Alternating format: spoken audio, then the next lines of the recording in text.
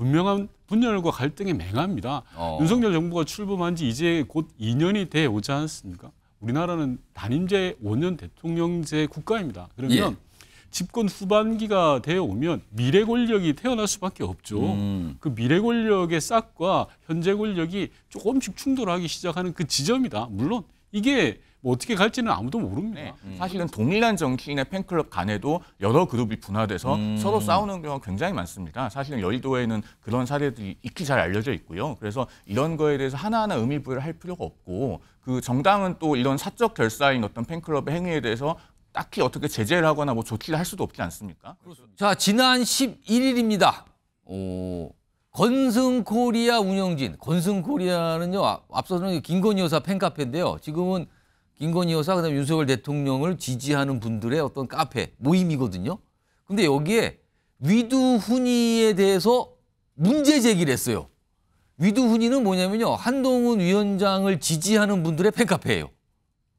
근데 위두훈이의 운영 방침을 규탄을 한 겁니다. 그래서 무슨 공문을 국민의힘 중앙당에 제출했어요. 뭐 좀 이거 막아달라고.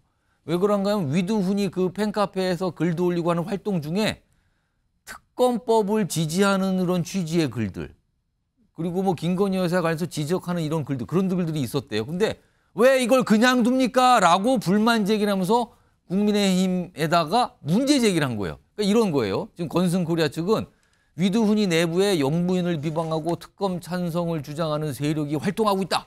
가만두면 안 된다. 조치를 취해달라. 이렇게 얘기를 했답니다. 글쎄 이걸 충돌이라고 할지 아무튼 한쪽 팬카페에서 다른 쪽 팬카페 운영에 대해서 글에 대해서 문제 제기를 한 거거든. 이걸 언론에서는 뭐 갈등 충돌을 또 보기도 하는데 이거 여당 지지층이 분화되는 모습이니까 이거 어떻게 이해해야 됩니까? 그 맹화가 나타나고 있다 이렇게 표현하는 게 맞을 것 같은데요. 그러니까 우리 그런 말 하잖아요. 권력은 나눌 수 없다. 근데 지금 권력 1인자와 2인자가 같이 협업을 해서 총선에 대응해서 이기겠다. 이런 전략을 짜고 있는 거잖아요.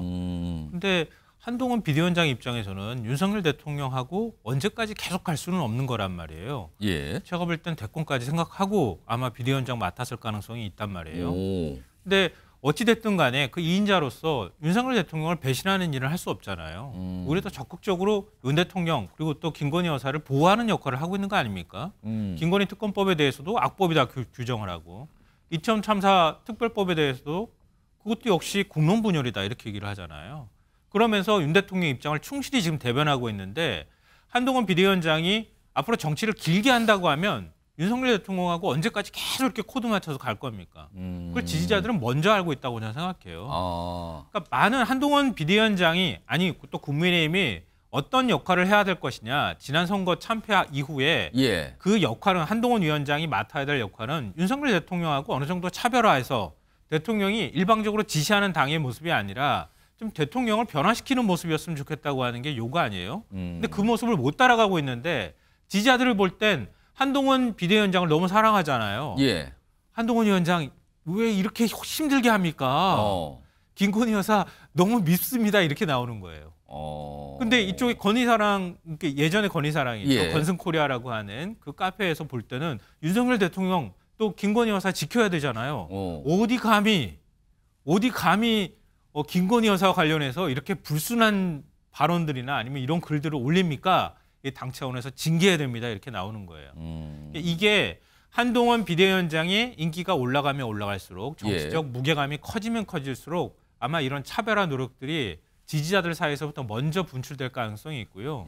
아마 총선 결과에 따라서 어떤 양태가 나타날지 모르겠지만 이 파열음이 더 크게 나타날 가능성도 엄연하게 있다라고 생각합니다.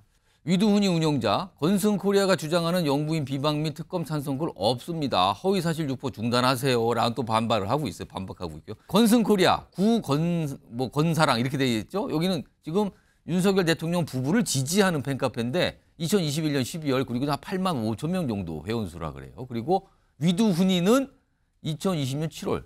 이게 먼저 만들어졌네요. 보니까 시기상으로는. 근데 17,000명, 아직 2만에 조금 못 미치는 이런 회원수입니다.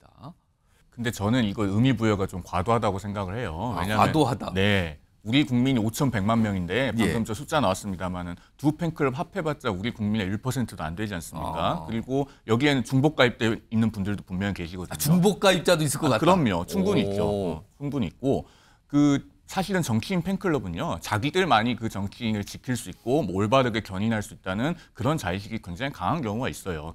거기다가 또 집단의식의 영향도 받고, 그래서 자기들만이 그 정치인의 호위무사가 될 수 있다고 자처하기 때문에 사실은 동일한 정치인의 팬클럽 간에도 여러 그룹이 분화돼서 서로 싸우는 경우가 굉장히 많습니다. 사실은 여의도에는 그런 사례들이 익히 잘 알려져 있고요. 그래서 이런 거에 대해서 하나하나 의미부여를 할 필요가 없고, 그 정당은 또 이런 사적 결사인 어떤 팬클럽의 행위에 대해서 딱히 어떻게 제재를 하거나 뭐 조치를 할 수도 없지 않습니까? 그렇습니다. 그런 거는 일종의 가십성으로 봐야 되고, 그다음에 이번에 그 이재명 대표 피습 사건에서도 보듯이 이제 팬덤 정치가 우리 정치를 과연 발전시켰는가 하면은 그렇지 않거든요. 그런 점에서 봤을 때 이런 거는 그냥 지나가는 얘기 정도로 묻어두고 넘어가는 게 적절할 것 같습니다. 아니 이게 팬덤 정치 아닙니까? 예전에 국민의힘이 이재명 대표나 아니면 문재인 대통령 팬카페, 팬클럽에 대해서 공격했던 게 바로 그런 거 아니에요? 팬카페, 팬덤 하면 또 민주당이 경험이 많아요. 윤건영 의원 나와 계신데요. 갈등의 씨앗이죠. 씨앗입니까, 이거는? 분명합니다. 이거는 지금 현상을 가지고 과대 포장할 수는 없습니다. 예. 다만 현재 권력과 미래 권력이 언젠가는 벌어질 충돌을 미리 보여주는 거라고 생각합니다. 민주당 소속으로서 경험칙입니까, 지금요? 정치적 역사가 그래왔고, 근데 한 가지 꼭 짚고 넘어갈 부분이 있는데요. 현재 권력을 나타내는 팬카페에서 건승코리아라고 돼 있지 않습니까? 예. 역대로 보면 대통령에 대한 팬카페였지 영부인이 들어갔던 팬카페는 없습니다.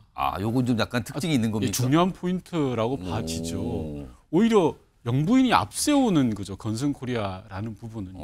이 모체가 건의사랑이었잖아요. 예. 이 부분 자체가 현재 국정 난맥을 좀 보여주는 거다라는 거 먼저 좀 짚고 넘어가야 될 것 같고요. 두 번째로는 제가 모두에 말씀드린 것처럼 이 부분은 분명한 분열과 갈등이 맹합니다. 윤석열 정부가 출범한 지 이제 곧 2년이 돼 오지 않습니까? 우리나라는 단임제 5년 대통령제 국가입니다. 그러면 집권 후반기가 되어 오면 미래 권력이 태어날 수밖에 없죠. 그 미래 권력의 싹과 현재 권력이 조금씩 충돌하기 시작하는 그 지점이다. 물론 이게 뭐 어떻게 갈지는 아무도 모릅니다. 현재에 대한 분석은 분명하게 이렇게 이해하고 넘어가야 된다고 생각합니다. 최영두 의원 말씀도 들어봐야겠는데요. 이게 사실은 맞습니다. 정말 특별한 현상입니다. 왜 특별하냐 그러면은 세상에 대통령 후보 부인을 겨냥해서 민주당이 이렇게 공격한 사례가 없었습니다. 또 그쪽으로 보고 계시군요. 그렇죠. 왜냐하면 김정육 여사가 수많은 돈을 써서 혼자서 인도 가서 타지마할 다녀오시고 해도 그걸 가지고서 우리 당에서 그렇게 지독하게 공개하지는 않습니다. 그런데 자 등장 초기부터 검찰총장 이제 사퇴 압박 받을 때 그때 주로 어떻게 지금 이른바 도이치모터 사건도 다 털고 해서 안 나온 걸 다시 울고 먹는 겁니다. 그리고 뭐라 그랬습니까? 줄리라는 이름을 붙여가지고 누가 한번 사과 한마디 했습니까? 나는 민주당이 여성의 성평등 또 여성의 권익 이런 걸 생각하면서 세상에 대통령의 부인, 대통령 후보자의 부인에 대한 것들을 여러 가지 이야기를 억지로 만들어서 이렇게 집요하게 공격한 사례가 없었고 그러다 보니까 자연히 방어 기제가 작동했다 보면 여기에서는 그랬는데 지금 이른바 도이치모터스 사건도 지난 문재인 정부 말기에 그때 이제 조금 윤석열 검찰총장이 불편한 시기였죠. 그 시기에 그 법무부 장관 세 분이 연달아 돼가지고 얼마나 압박을 가했습니까? 그런 시기에부터 해서 아무튼 대통령 부인 또 대통령 후보의 부인에 대해서 아주 이걸 무슨 소프트 타겟처럼 삼아서 있지도 않은 말로 공격하고 하는 굉장히 비열한 행태에 대한 방어 기제가 작동했고 했지 이게 이제 우리 윤 의원 말씀하신 것처럼 그렇게 발전하지는 않을 거라고 봅니다. 김건희 여사가 대통령보다 앞서는 현상에 대해서 말씀드린 거잖아요. 상식적이지 않죠. 그리고 김건희 여사가 도이치모터스 주가 조작 사건으로 23억의 수익을 얻었다라는 게 명백하게 드러난 것이고요. 윤석열 총장 시절에 조사를 많이 했다라고 하는데 김건희 여사 한 번도 소환 조사하지 않았죠. 제대로 수사를 안 했던 겁니다. 검찰총장이라는 우산 아래서 보호받았던 겁니다. 그래서 진실을 밝히자라는 겁니다. 그리고 윤석열 정부 하에서 궁지에 몰리기만 하면 전임 정부에 대해서 끄집어냅니다. 그러지 않았으면 좋겠습니다. 지금은 윤석열 정부 2년차, 이제 곧 3년차가 됩니다. 그렇다면 현 정부를 잘 운영할 것으로 돌아가야 되는데 저희가 김건희 여사에 대해서 진실을 밝히자 그러면 과거를 또 소환합니다. 이래서는 저는 좀 안 된다고 생각을 합니다.